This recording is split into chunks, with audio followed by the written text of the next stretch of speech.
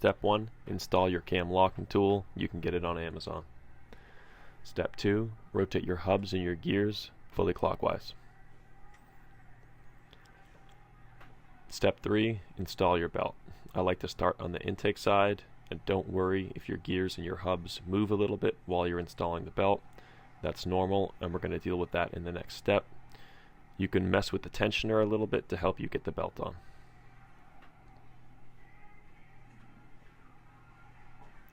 Step 4, you're going to take a T55 and you're going to rotate the hub as far clockwise as it will go. Do that on both sides. This is much harder in the car. It's easier on the stand.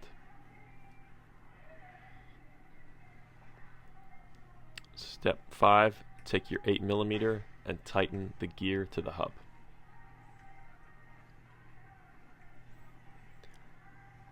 You can see here I'm checking to make sure that the gear was not stopping the hub from moving, and it wasn't. There's still a little bit of space in that slot, which means we're good. The timing marks aren't important.